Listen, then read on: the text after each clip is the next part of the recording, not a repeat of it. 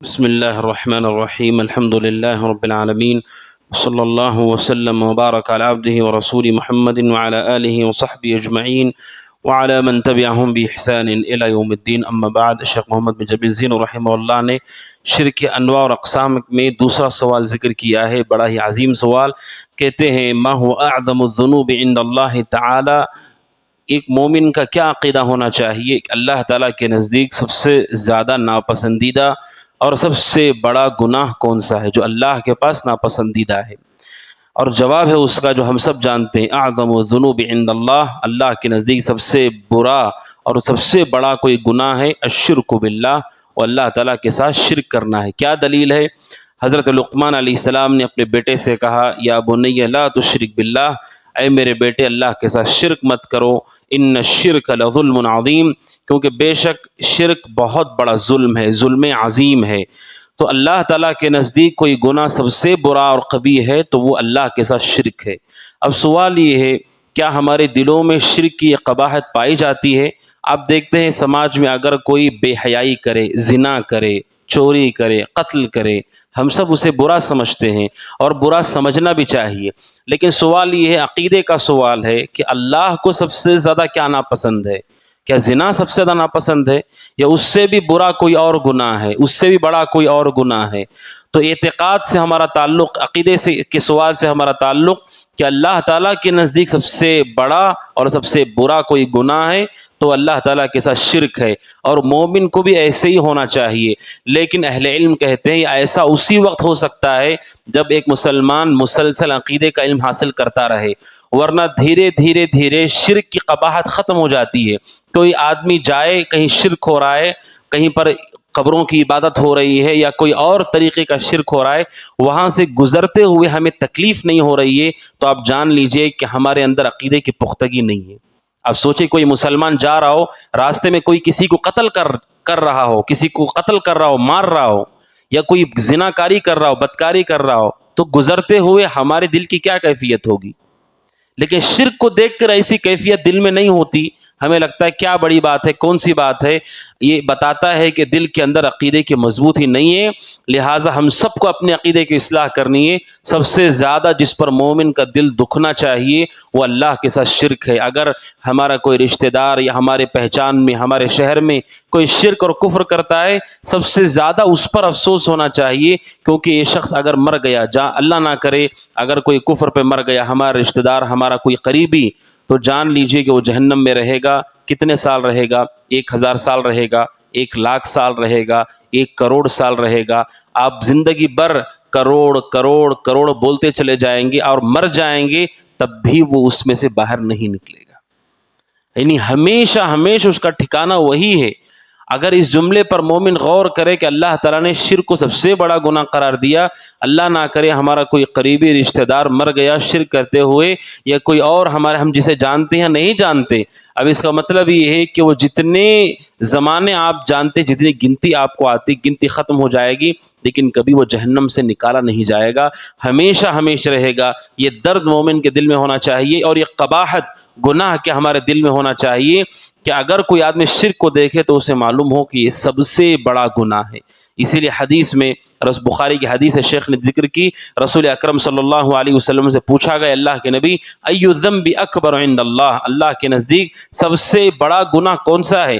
آپ نے کہا ان تدعو للہ ندا وهو خلقک، آپ نے کہا کہ تم اللہ تعالیٰ کا کوئی شریک بناؤ جبکہ اس نے تمہیں پیدا کیا ہے۔ اللہ کے نبی کو بھی صاف لفظوں میں پوچھا گیا سب سے بڑا گناہ کون سا ہے؟ آپ نے کہا کہ تم اللہ کے ساتھ کسی کو شریک کرو۔ اب سوال یہ ہے کہ آخر شرک میں ایسی کیا چیز ہے کہ اللہ تعالیٰ اتنا اس کو ناپسند کرتا ہے؟ سب سے پہلی چیز تو یہ ہوتی ہے کہ شرک کرنے والا اللہ تعالیٰ کو مخلوق کے ساتھ برابر کر دیتا ہے، اللہ تعالیٰ کو مخلوق کے ساتھ برابر کرتا ہے۔ ہم یہ مانتے ہیں کہ اللہ تعالیٰ ہی زندگی اور موت کا مالک ہے، نفع نقصان کا مالک ہے، اور ساتھ میں ہم یہ بھی مانیں کہ کوئی اور بھی نفع نقصان دے سکتا ہے۔ ہم نے خالق اور مخلوق کو برابر کر دیا، اور انتہائی بری اور انتہائی قبیح بات ہے۔ اب سوچیے، ملک کا اگر وزیر اعظم ہو، وزیر اعظم کے ساتھ اگر کوئی آدمی ایسے شخص کو جو پڑھا لکھا بھی نہ ہو برابر کر دے اور کہے کہ یہ دونوں کے دونوں برابر ہیں، ان دونوں میں کوئی فرق ہے ہی نہیں، ان دونوں کے اختیارات سیم ہیں، دونوں کا پوزیشن سیم ہے، تو ہر آدمی کہے گا نہیں دونوں میں بہت فرق ہے، وہ ملک کا وزیر اعظم ہے اور ایک عام آدمی ہے۔ تو دنیاوی زندگی میں ہم یہ سمجھتے ہیں کہ جس کا جو مقام ہے اس مقام کو ہم سمجھ کر کے چلتے ہیں، تو اللہ تعالیٰ سے بڑھ کر کے کون عظیم ہو سکتا ہے، عظمت والا ہو سکتا ہے؟ اگر کوئی آدمی مخلوق کو شریک کرتا ہے اس نے اللہ تعالیٰ کے مرتبے کو نیچے گھٹا دیا ہے۔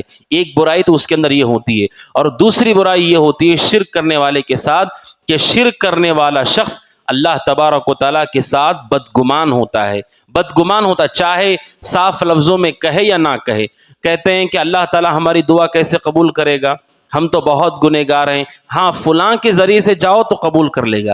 اس کا مطلب یہ ہے کہ فلاں یہ اللہ تعالیٰ سے زیادہ عظیم ہے، اللہ سے زیادہ رحم کرنے والے ہیں، یہ بدگمانی ہے اللہ کے ساتھ۔ شرک کرنے والا ہر آدمی جو شرک کرتا ہے وہ اللہ سے بدگمان ہے، اسے لگتا ہے کہ اللہ سبحانہ و تعالیٰ اتنا مہربان نہیں جتنا یہ مہربان ہے ہمارے اوپر، یہ اللہ کے ساتھ بدگمانی ہے۔ اور تیسرا یہ کہ جو آدمی اللہ تعالیٰ کے ساتھ شرک کرنے والا ہوتا ہے، اللہ کے ساتھ شریک ٹھہراتا ہے، اس نے اللہ کی ذات میں عیب کو مانا کہ اللہ تعالیٰ کی ذات عیب دار ہے۔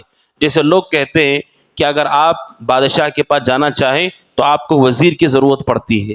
اب دنیا میں ایسا ہوتا ہے کہ بادشاہ کے پاس جانے کے لیے وزیر کی ضرورت ہے۔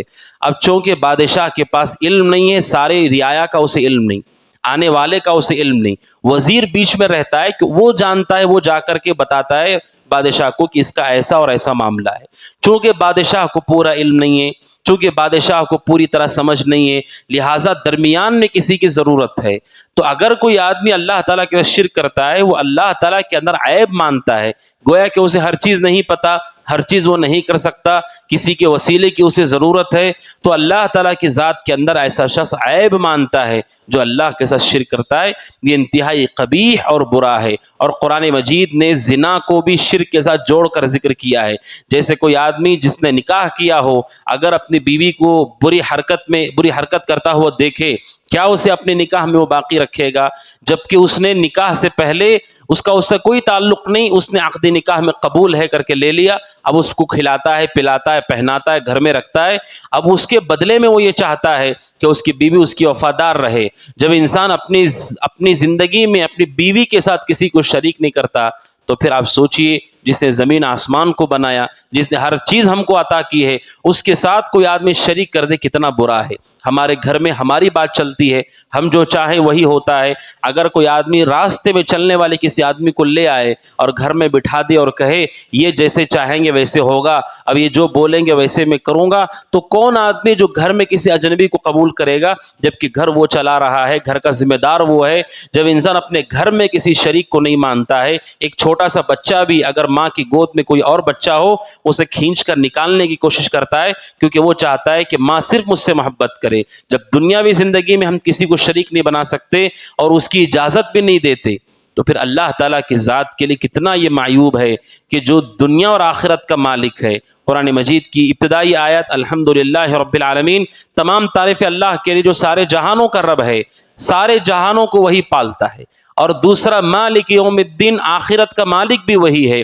دنیا اور آخرت جو پوری طرح سے جس کے اختیار میں وہ اللہ تعالیٰ ہے، اس اختیار والے کو چھوڑ کر کسی اور کے پاس جانا کتنی عیبدار بات ہے۔ اور اہل علم کہتے ہیں یہ حماقت اور بے وقوفی بھی ہے، حماقت اور بے وقوفی بھی ہے۔ مثال کے طور پر کوئی آدمی جو وزنی چیز اٹھانا چاہتا ہے، بھاری کوئی بیگ ہے اس کے پاس، کوئی وزندار چیز اٹھانا چاہتا ہے، سامنے سے کوئی ایسا آدمی گزرے جس کے ہاتھ ہی نہیں ہے، اور اس کے ساتھ ایک آدمی جس کے ہاتھ اور پیر ہیں، اور جس کے پاس ہاتھ اور پیر ہے وہ کہتا ہے کہ میں آپ کی مدد کر دوں، وہ کہتا ہے نہیں آپ کی مدد مجھے نہیں چاہیے، یہ جو آپ کے ساتھ آدمی معذور ہے جس کے ہاتھ نہیں ہے وہ میری مدد کر دے گا تو بہت اچھا ہے۔ آپ سوچئے کیا یہ معقول بات ہے؟ جس آدمی کے ہاتھ ہی نہیں ہے وہ کیسے آپ کی مدد کرے گا؟ یعنی جس کو اللہ کے ساتھ شریک کیا جاتا ہے وہ مالک ہی نہیں ہے۔ یہ حماقت اور بے وقوفی ہے، جب وہ مالک ہی نہیں تو ہمیں اللہ کے سوا کیسے ان کو پکار سکتے ہیں؟ تو اہل علم نے ذکر کیا ہے، اس کے بہت سارے اسباب اور وجوہات ہیں جس کی وجہ سے سب سے بڑا اور سب سے قبیح گناہ شرک ہے۔ اسی لیے انبیاء قوموں کے ساتھ جس چیز پر ان کا مقابلہ رہا وہ یہی شرک اکبر ہے، اور اللہ تعالیٰ کی خالص توحید کی طرف انہوں نے دعوت دی۔ اللہ سبحانہ و تعالیٰ سے دعا کہ اللہ تعالیٰ ہم سب کو خالص توحید پرست بنائے، آمین۔ ھذا وصلی اللہ وسلم بنا محمد وعلی آلہ وصحبہ اجمعین۔ السلام علیکم ورحمۃ اللہ وبرکاتہ۔